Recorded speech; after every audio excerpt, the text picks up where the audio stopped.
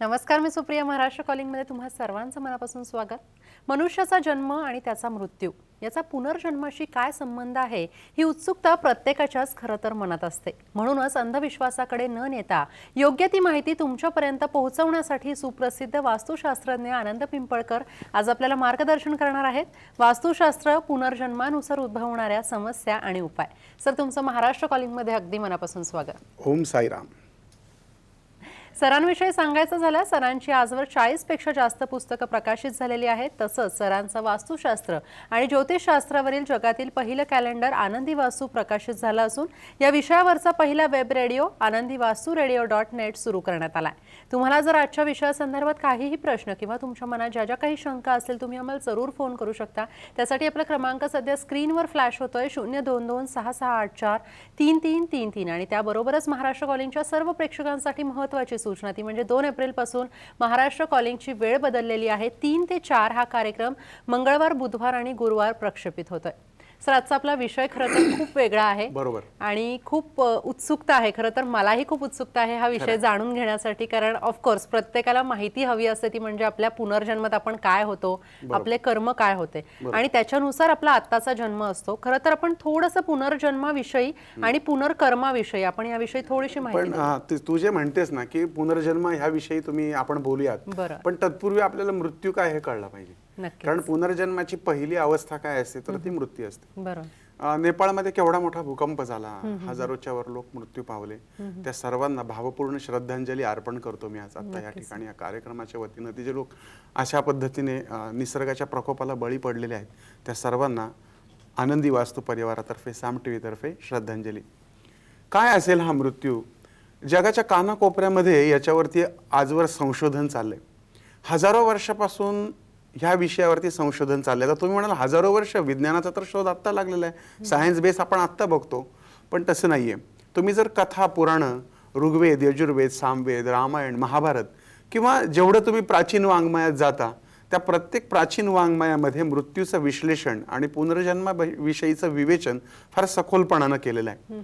काय असेल बरं हा मृत्यू? खरं तर सुप्रिया, मेल्याशिवाय स्वर्ग दिसत नाही असं म्हणतात. त्यामुळे मृत्यू या विषयावरती काय होत असेल ह्याच्याबद्दल खरोखरीच मला त्याची प्रत्यक्ष जाणीव नाही. परंतु प्रत्येकांना आलेले अनुभव आणि असंख्य ग्रंथांचा अभ्यास करून मृत्यू हा विषय कशा पद्धतीने असावा, त्याची संकल्पना काय असावी आणि धर्ममार्तंडांनी सांगितलेल्या ज्या गोष्टी आहेत त्यामागं यापूर्वी ज्योतिषशास्त्र आणि वास्तुशास्त्राचा अभ्यास करताना मला एक निश्चित गोष्ट पाहण्यात आली की त्यांनी सांगितलेलं प्रत्येक प्रमाण हे प्रत्यक्षात नंतर सायन्सनं सिद्ध केलं. जसं की यापूर्वी टीव्हीचा शोध नव्हता तर संजयनं धृतराष्ट्राला तिथं काय चाललंय ते दिव्य चक्षुंनी सांगितलं. आजही नेपाळमध्ये झालेला भूकंप आपण बातम्यांच्या माध्यमातून पाहतो. त्यानंतर कर्णाचा जन्म हा बिना पित्याचा झाला होता.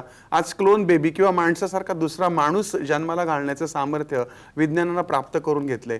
किंबहुना मूल जन्माला आल्यानंतर त्याची नाल बराच काळ जिवंत ठेवून ती कॉड म्हणजे ती नाळ आहे त्याच्या माध्यमातून त्याच्या भावी जीवनात येणाऱ्या सर्व आजारांवरती औषध निर्माण करण्याचं सामर्थ्य आणि जेनेटिकली त्याला सावरण्याची ताकद सुद्धा विज्ञानानं निर्माण केली आहे. किंबहुना विज्ञान माणसासारखा दुसरा माणूस करण्याच्या प्रयत्नात आहे. याचबरोबर तो मृत्यू या संशोधनाच्या विषयी पण लागलेला आहे. परंतु आजपर्यंत मृत्यूचं सखोल तत्वज्ञान फक्त लोकांना सांगता आलं आणि आपल्यापुढे ऋषीमुनींनी जे काही तत्वज्ञान सांगत आलेले आहेत त्या तत्वज्ञानाचा जर विचार केला तर आपल्या एकच गोष्ट लक्षात येते की हे तत्वज्ञान म्हणून आपण मान्य करतोय. त्यामुळे आता जे लोक हा कार्यक्रम पाहत आहेत आणि जे मृत्यूविषयी ऐकतात तो जो विषय मी तुमच्या पुढे मांडतोय हा ऋग्वेद, यजुर्वेद, स्मृतिपुराण, रामायण, उपखंड आणि खंडातील विविध भागांचा, जसं गरुड पुराण ह्या गोष्टींचा अंमल असलेला परंतु त्याच्यामध्ये विज्ञानाचा भाग इन्क्लूड करून आपण हा आजचा भाग पाहतोय. तो म्हणजे मृत्यू आणि पुनर्जन्म. या पुनर्जन्म विषयावरती सुप्रिया सर्वात जास्ती जे काही संशोधन चाललंय ते अमेरिका आणि इंग्लंड या देशांमध्ये चालले. पण किंबहुना ह्या संकल्पनेला यापूर्वी विज्ञान हा एक वितंडवाद किंवा एक काहीतरी फालतू म्हणत होते की असं काही नसतं. परंतु आता विज्ञानाला सुद्धा हे मान्य झाले की रिक्रिएशन आहे, पुनर्जन्म आहे आणि अशा असंख्य घटना आपल्या सभोवताली आपल्याला पाहायला मिळतात. किंबहुना आपणही रोजचं जीवन जगत असताना एखाद्या ठिकाणी गेल्यानंतर आपल्याला असं वाटतं की अरेच्या या ठिकाणी मी पूर्वी येऊन गेलोय. किंबहुना असंही घडून जातं की ही घटना घटना आपल्या बाबतीत घडून गेली आहे. याला डॉक्टर लोक रिपीटेड मेमरी असं म्हणतात. परंतु ही रिपीटेड जरी मेमरी असली तरी सुद्धा याचा कुठे ना कुठेतरी आपण जेव्हा कार्यकारण भाव लावतो तेव्हा निश्चित लक्षात येतो की पुनर्जन्म आणि त्यापूर्वी माणसाचा मृत्यू हा निश्चित ठरलेला आहे. काय असेल बरं मृत्यू? आज हजारो लोक त्या ठिकाणी मृत्यू पावले.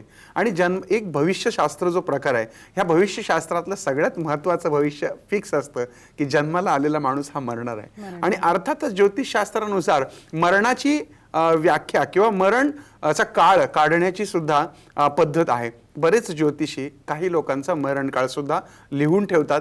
थोड्याफार फरकाने तो बऱ्यापैकी बरोबर देखील येतो. अर्थात माझं देखील त्याच्यावरती उत्तम अभ्यास असून मी मृत्यूच्या तारखा काढण्यामध्ये एक्सपर्ट आहे असं खूप लोकांचं म्हणणं आहे. परंतु मी त्याचा बंद करून टाकलेला आहे. अगदी जरा जर्जर झालेले आणि ज्याचा प्राण जात नाही अशा व्यक्तीच्या मृत्यूची तारीख मात्र मी निश्चितच काढून देतो. थोड्याफार अंतराने त्या फरकाने का होईना ती तारीख यशस्वी ठरते असं पाहण्यात आलेलं आहे.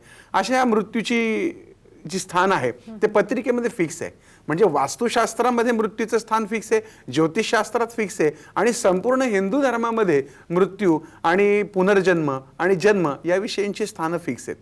आता तुम्ही जन्मकुंडलीमध्ये गेला तर जन्मकुंडलीमध्ये मृत्यूचं स्थान हे अष्टम स्थान मानलं गेलेलं आहे. अष्टम स्थानामध्ये असलेली चंद्र, रवी, बुध हे माणसाला किंवा त्या व्यक्तीला अल्पायू करतात. किंबहुना वेगवेगळ्या व्याधी काय असतात त्या आजाराच्या स्थानांवर म्हणजे 6व्या स्थानावरून कळतात. तर आपल्या जन्माचा नंतर आपला पुढचा जन्म कोणत्या योनीत म्हणण्यापेक्षा माणसाचा जन्म माणसात होतो. आंब्याची बी लावली तर काय त्याला बाभूळ उगवत नाही. म्हणजे माणसाचा आत्मा हा माणसाच्या स्वरूपातच जन्म होतो. मग आपण असं म्हणतो की 84 लक्ष योनी फिरल्यानंतर माणसाचा जन्म होतो. मग असं कसं? तर 84 लक्ष योनींमध्ये मग आपण कुत्रं, मांजर, गाढव सगळं आलं. आजही आपण बघतो की माणसांमध्ये सुद्धा कुत्रं, मांजर, गाढवं लपलेलीच आहेत ना.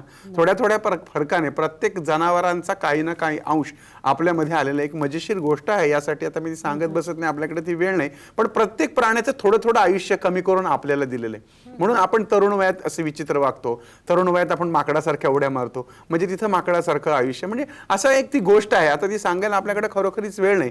पण एकंदरीत जर बघितलं तर बऱ्याच प्राण्यांचे अंश आपल्यामध्ये असतात. किंबहुना 84 लक्ष प्राण्यांचे स्वरूप आपल्या शरीरामध्ये लपलेलं असतं. आपण पाहतो काही लोक आपल्या कुटुंबाला मारून टाकतात. कसलं आहे, काय आहे हे कुठं ना कुठं तरी पुनर्जन्माशी संबंधित असतं. आणि म्हणूनच पत्रिकेमध्ये कर्माचं स्थान देखील दिलेलं आहे. 10वं स्थान आहे, याला कर्मस्थान असं म्हणतात. त्यामध्ये असलेल्या पत्रिकेतल्या स्थानांच्या ग्रहांच्या वर्णीवरून तो व्यक्ती गेल्या जन्मी कोण असावा याचं विवेचन केलं जातं. बऱ्याचदा सुप्रिया असं होतं की लोकांच्या समस्या ह्या अजिबातच सुटत नसतात. आजारी पडतात, त्या आजाराला त्यांच्याकडे कुठलंही उत्तर नसतं. किंबहुना एखादा माणूस हा भयंकर यशस्वी झालेला पाहायला मिळतो, परंतु एखादा माणूस त्याच्यापेक्षा जास्त हुशार असूनही तो म्हणजे रस्तेच खणत बसलेला असतो. म्हणजे त्याला काही प्राप्त होत नाही, यश मिळत नाही. ह्या मग काय कारण असेल? तर कोणी त्याला म्हणतं नशीब, कोणी त्याला म्हणतं त्यांनी काहीतरी सेटलमेंट केली असेल. पण यामागे निश्चितच कारण असतो, तो म्हणजे पुनर्जन्म आणि गेल्या जन्माची त्यांनी केलेली कर्म. आणि म्हणून मृत्यू समजून घेतला पाहिजे. आणि म्हणून आपण फिरत फिरत या इथपर्यंत आलोय, तो म्हणजे मृत्यू. नक्कीच. खरं तर खूप इंटरेस्टिंग असं हे डिस्कशन आहे आजचं आणि खूप वेगळा असा विषय आहे. याच्याविषयी आपल्याला माहिती जाणून घ्यायची. मात्र इथे आपण घेतोय छोटीशी विश्रांती. तुम्ही कुठे जाऊ नका, पाहत राहा महाराष्ट्र कॉलिंग.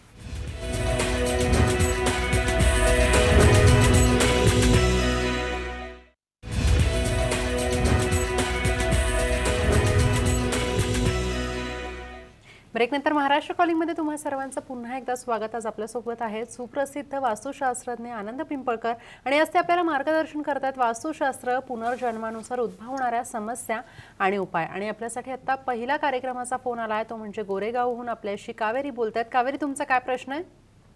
पुनर्जन्म खरोखर असतो का?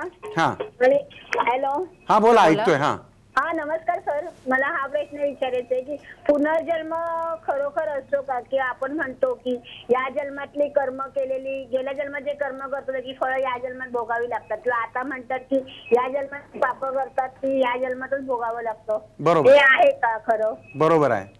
हे याच्याबद्दल तुमचं काय मत आहे? सांगतो. जसं खरं तर आपण पुनर्जन्म आणि पुनर्कर्म जे आपण म्हणत होतो तसंच त्यांचा त्या स्वरूपाचा प्रश्न. निश्चितच आहे की एक निसर्ग असा नियम सांगतो कावेरीताई की जे पेराल ते उगवेल. आता असं आहे की माणसाचा जन्म हा 50-50% विभागलेला असतो. तुमचा मागचा जन्म, त्यासाठी आधी मृत्यू कळायला पाहिजे. मृत्यू हा वेगवेगळ्या कोशांमध्ये विभागलेला असतो. तुमच्या या प्रश्नाचं सविस्तर मी उत्तर देतो. मृत्यू हा वेगवेगळ्या कोशांमध्ये विभागलेला असतो. त्याला आपण अशी एक शास्त्रज्ञांनी म्हणजे सायंटिस्टनी, काय माझ्या मनाचं नाही पण सायंटिस्टनी अशी संकल्पना केलेली आहे की माणसाचं शरीर आणि माणसाचा आत्मा एका सिल्वर कॉर्डने जोडला गेलेला असतो. आणि ती सिल्वर कॉर्ड जेव्हा तुटते त्यावेळेस त्या माणसाचा आत्मा त्याच्या शरीरातून बाहेर जातो आणि त्याचा जो जडदेह आहे तो बाजूला जातो आणि मग तो आत्मा फिरतो. काही वेळा तो पटकन एखाद्या जन्मामध्ये जातो किंवा काही वेळा तो बऱ्याच काळानंतर पुनर्जन्म घेतो. पण तुम्ही जो प्रश्न विचारला की खरोखरीच पुनर्जन्म आहे का, तर याच्या मागं शास्त्रज्ञांना यापूर्वी म्हणजे वैज्ञानिक सिद्धांत मांडणारे जी लोक होते ते यापूर्वी म्हणत होते की ही गोष्ट भंपक आणि असत्य आहे. परंतु जर धर्मशास्त्राचा जेव्हा विचार केला गेला आणि जशी विज्ञानाची आधुनिक शास्त्र प्रगत होत गेली त्यानंतर आता विज्ञानामध्ये सुद्धा असं स्पष्टपणाने त्यांनी अमान्य केलेलं नाही की पुनर्जन्म नाही आणि मान्यही केलेलं नाही अशी स्थिती आहे. परंतु आपण ज्यावेळेस धर्मशास्त्रांचा अभ्यास करतो त्यावेळेस आपण फक्त हिंदुइझम न बघता आपण इस्लाम बघूयात, बौद्धिझम बघूयात किंवा महावीरांचे धर्म पाहूयात, जैन धर्म पाहूयात किंवा कोणताही धर्म जर तुम्ही बघितला, ईसा मसीहचा ख्रिश्चन धर्म बघूयात, प्रत्येक धर्मामध्ये पुनर्जन्माची संकल्पना सांगितलेली आहे. भगवान श्रीकृष्णाने अर्जुनाला उपदेश करताना असं स्पष्टपणाने सांगितलंय की अर्जुना, यापूर्वी तुझे असंख्य जन्म झालेले आहेत आणि माझेही असंख्य जन्म झालेले आहेत. जन्मजन्मांतरांच्या खेळानंतर आपण पुन्हा एकदा या ठिकाणी आपल्या कर्मानुसार आपण आलेलो आहोत. याशिवाय भगवान रामांच्या बाबतीत घडलेला पूर्वजन्माचा एक प्रसंग आपण पुराणामध्ये नेहमी वाचतो. तो म्हणजे भगवान रामचंद्रांना सीतेचं सुख कधीच मिळालं नाही, कारण गतजन्मी त्यांच्या हातून एका ऋषी पत्नीची हत्या झाली होती आणि त्यावेळेस त्या ऋषींनी त्याला सांगितलं होतं की तुला या इथून पुढच्या जन्मामध्ये पत्नीचं सुख कधीही मिळणार नाही. किंबहुना त्यानंतरच्या कृष्ण जन्मामध्ये विष्णूने असंख्य स्त्रिया त्याच्या जीवनात पाहिल्या, त्याला असंख्य स्त्रियांचं प्रेम मिळालं. यालाही कारणीभूत पुनर्जन्म असावा. कावेरीताई, पुनर्जन्म ही जी संकल्पना आहे ही अनुभवण्याची संकल्पना आहे. बऱ्याच वेळेला आता तुम्हाला बरीचशी उदाहरणं देताना मी माझं स्वतःचं उदाहरण आणि त्याच्यातूनच जेव्हा मी या विषयात शिरलो तेव्हा मी मृत्यू नावाचं पुस्तक लवकरच आपलं प्रकाशित होतंय, अंतिम टप्प्यामध्ये त्याचं काम आहे. तुम्हाला या प्रश्नाचं इतक्या पटकन उत्तर देणं इतक्या कमी वेळामध्ये आपल्याला अशक्य आहे. तुम्ही माझं आनंदी मृत्यू नावाचं एक पुस्तक येते, हे आनंदी मृत्यू नावाचं पुस्तक तुम्ही सर्वांनी जरूर वाचा. या पुस्तकाबद्दल भय ठेवू नका. प्रत्येकाला आपल्या मृत्यूबद्दल आणि मृत्यूनंतर होणाऱ्या घटना आणि त्यामागे असलेले वैज्ञानिक आधार, त्याचबरोबर संशोधकांनी आणि परदेशामध्ये चाललेलं संशोधन आणि त्यांनी सांगितलेल्या वेगवेगळ्या व्याख्या, त्यांनी सांगितलेल्या पुनर्जन्म आणि मृत्यूविषयीच्या संकल्पना या कमी वेळात सांगणं कावेरीताई अवघड आहे. त्यामुळे तुम्ही जरूर हे पुस्तक वाचा. पण ज्यावेळेस ज्योतिषशास्त्रीय काम करतो त्यावेळेस मी असंख्य गोष्टी अशा पाहतो की एखाद्या माणसाचं असंख्य पोट दुखतं, असंख्य म्हणजे सातत्याने ते दुखत राहतं, असंख्य ठिकाणी वेदना होतात आणि ज्यावेळेस आपण पुनर्जन्म मांडतो त्यावेळेस पुनर्जन्मामध्ये त्याला त्या ठिकाणी शस्त्र लागून जखम झालेली असते आणि त्यावेळेस आपण त्याला जेव्हा पूर्वजन्माचा ज्ञात करून देतो तेव्हा तशा प्रकारच्या वेदना त्याच्या कमी होतात. कित्येकदा मेडिकल सायन्स असं पाहण्यात येतं की त्या मेडिकल सायन्समध्ये त्या आजाराचा उपचार नसतो, परंतु पास्ट लाईफ रिक्रिएशनमध्ये पाठवणारे जे हिप्नॉसिस्ट असतात, माझा त्याच्यावरही अभ्यास चालू आहे की त्यामध्ये हिप्नोटाईज केलं जातं आणि त्यांना पास्ट लाईफमध्ये नेलं जातं आणि मध्यंतरी एका चॅनलवरती अशा पद्धतीचा पूर्वजन्माच्या आधारित एक कार्यक्रमही होत होता आणि त्या ठिकाणी पास्ट लाईफ रिक्रिएशन करणाऱ्या एक सायंटिस्ट लेडीज त्या ठिकाणी प्रत्यक्षामध्ये त्या व्यक्तींना आणून पास्ट लाईफमध्ये पाठवून त्यांच्या जीवनात काय काय घडलंय आणि त्यानुसार या जीवनामध्ये काय घडतंय हे ताडून पाहत होत्या. आता माझ्या बाबतीत असंख्य वेळा असं पाहण्यात येतं की आता एक नुकतीच घडलेली, मी मागेही एका कार्यक्रमात ही घटना सांगितली आहे की एका चांगल्या घरातला म्हणजे अगदी उच्च कुळातला उच्च शिक्षित इंजिनियर आणि अतिशय सुसभ्य आणि चांगलं घराणं या मुलाला मित्रांच्या नादानं वेश्या व्यवसायात वेश्यांकडे जाण्याची नाद लागला. आता गंमत अशी झाली की तो आणि त्याचे काही मित्र एका ठराविक वेश्येकडे नियमित जात होते. कालांतराने त्या वेश्येशी त्याचं प्रेम जमलं आणि ते इतकं प्रेम जमलं की त्या दोघांना लग्न करण्याची इच्छा झाली आणि त्या दोघांनी लग्नही केलं. आज ती स्त्री 8 महिन्याची गरोदर देखील आहे. ती दोन्ही जोडपं माझ्याकडे आता नियमित येतं त्या मुलीचं पूर्वायुष्य ही वेश्या होती, गेले 8-9 वर्ष हा मुलगा एका चांगल्या घरातला होता. का बरं ती वेश्या असताना सुद्धा त्याच्या मनाने एवढ्या जोराने तिचा का स्वीकार केला की ती माझी साथा जन्माची साथीदार आहे आणि मागच्या सगळ्या अर्थात ते कुकृत्य म्हणावं, दुष्कृत्य म्हणावं की अन्य काही याला खरोखरीच उत्तर नाही. परंतु आजकाल आपण पाहतो की काहीही न करणाऱ्या स्त्री पुरुषांवर संशय घेऊन त्यांचा खून केला जातो. बायकोचा आजच पेपरात बातमी वाचली की संशयाने बायकोला गोळी घालून मारली. किंवा कित्येक संसार हे संशयाने कुठल्याही प्रकारची शहानिशा न केल्याने तुटतात. किंबहुना यामागे देखील मला पुनर्जन्माविषयी काही ना काहीतरी वाटतं. बऱ्याच वेळा असं होतं की काहींना संतती प्राप्ती होत नाही, काहींना सांसारिक सुखामध्ये बाधा येतात. बऱ्याच ठिकाणी असं पाहण्यात येतं की लव्ह मॅरेजेस होतात. मग का बरं असं का होतं? सद्गुरू शिर्डीचे साईनाथ म्हणतात की या जीवनात येणारी कुत्री मांजरी सुद्धा तशी येत नाही. त्या प्रत्येक गोष्टी मागे पुनर्जन्म लिहून ठेवलेला आहे. अगदी साईबाबांच्याच बाबतीत घडलेली काही उदाहरणं साईबाबावर जुने नाहीयेत. किंवा एक त्यांचे भक्त आले आणि त्यांनी ती वळकटी होती, झोपतो आपण त्या अंथरुणाची, आणि ती टाकल्याबरोबर त्यातून एक पाल आली आणि पटकन ती भिंतीवरती चढली. त्याचबरोबर दुसरीकडची एक पाल आली आणि त्या चुकचुक करायला लागल्या. त्यावेळेस तो जो त्यांचा शिष्य होता साईबाबांचा, तो म्हणाला या पालींना हाकललं पाहिजे, त्या किती चुकचुक करतात. त्यावेळेस भगवान साईनाथ म्हणाले की अरे ती तिची बहीण आहे, गेल्या जन्मीमध्ये मरताना यांची एकमेकींशी गाठभेट व्हायची राहून गेलेली आहे आणि म्हणूनच ती या ठिकाणी तिला भेटायला आलेली आहे. याच प्रकारचा आणखीन एक किस्सा असा होता की एक साप एका बेडकाला गिळत होता. त्यावेळेस साईबाबांनी त्याला काठी आपटली आणि त्या सापाला म्हणाले, अहो भगवंतराव आता तरी दुश्मनी सोडा. यावरती त्यांच्या शिष्याने त्याला विचारलं काय? त्यावर ते म्हणाले की गेल्या जन्मी हे सख्खे भाऊ होते, एकमेकांचं वैरत्व अजूनही यांचं चालू आहे. आणि अशा प्रकारचे असंख्य दाखले. ईसा मसीह सुद्धा म्हणतो की योहाच्या आधी सुद्धा मी होतो. किंबहुना जरी इस्लाम पूर्णपणे पुनर्जन्म मानत नसला तरी जन्नत आणि दोहज अशा प्रकारच्या 2 गोष्टी इस्लाममध्येही मान्य आहेत. तर बौद्ध धर्मामध्ये आणि जैन धर्मामध्ये तर पुनर्जन्म आणि मृत्यूची संकल्पना अगदी स्पष्टपणाने आहे.